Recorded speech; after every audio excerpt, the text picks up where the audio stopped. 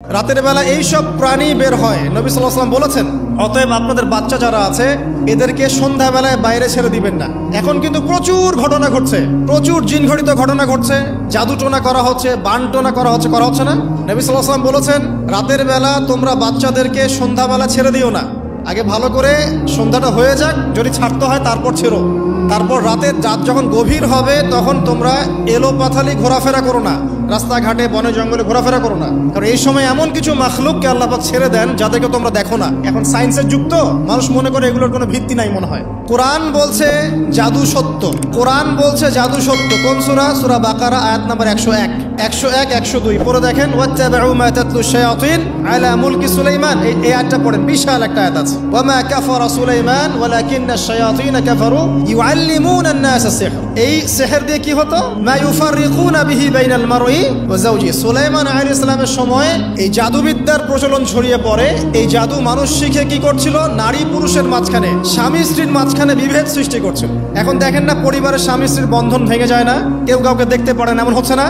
খুব ভালো সম্পর্ক হঠাৎ করে সম্পর্ক খারাপ। এই জাদুবিদ্যা সত্য। এবং এখনকার অনেক ভণ্ড যে কবিরাজগুলো বের হয়েছে, এরা জিনকে তাবে করে নিয়ে এই জিনদের মধ্য দিয়ে মানুষের মধ্যে জাদু ছড়িয়ে দিয়েছে। এই জাদুবিদ্যা সত্য। এর ফলশ্রুতিতে বহু পরিবার ধ্বংস হয়ে যাচ্ছে, দৃশ্য অদৃশ্যের অনেক ক্ষতি আছে। এগুলো এখনকার সায়েন্স বিশ্বাস করে না। আর সায়েন্স বিশ্বাস করে না বলে যে আমরা বিশ্বাস করবো না এমনটাও নয়। এখন বিজ্ঞান যেটা প্রমাণ করতে পারে নাই, এটা কি বিজ্ঞানের ব্যর্থতা না ইসলামের ব্যর্থতা? আল্লাহ রব্বুল আলামিন এবং তার রাসূল যা বলেছেন সেটাই চূড়ান্ত সত্য। সেটা আমরা প্রমাণ করতে পারি বা না পারি, এটাকে অন্ধভাবেই বিশ্বাস করতে হবে। এটাই হচ্ছে একটা মৌলবাদী কনসেপ্ট। আর এভাবে ইসলামের মৌলিক বিষয়গুলোকে না মানলে কেউ মুসলিমই হবে না। কথা কি বুঝতে পারছেন? আচ্ছা, তিনি বলছেন রাতের বেলা এমন কিছু মাখলুক বের হয় যাদেরকে তোমরা দেখো না। দুষ্ট জিন বের হয়। কি বের হয়? জিন জাতি নাই পৃথিবীতে? আল্লাহ পাক সূরা জিন নামে একটা গোটা সূরা নাজিল করেছেন, করেন নাই?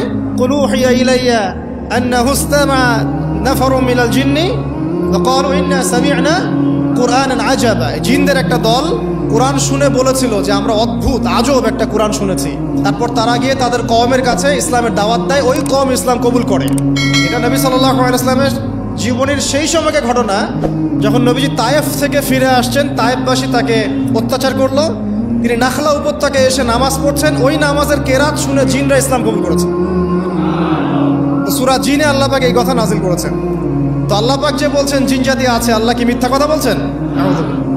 নাকি নাসা যখন বলে এলিয়েন আছে তখন ওইটা সত্য, আর আল্লাহ বলছেন জিন জাতি আছে এটা মিথ্যা?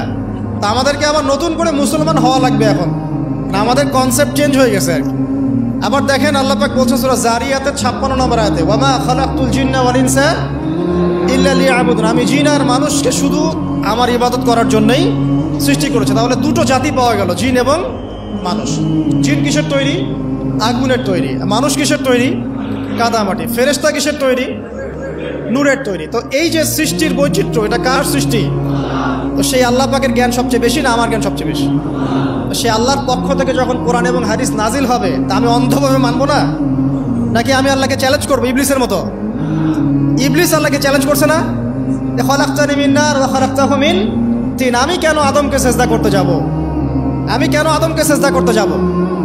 আপনি আদমকে সৃষ্টি করেছেন মাটি দিয়ে, আমাকে সৃষ্টি করেছেন আগুন দিয়ে। তাহলে আমি আদমের চাইতে সুপিরিয়র, আমি আদমের চাইতে সেরা, তা আমি কেন ওকে সেজদা করতে যাব?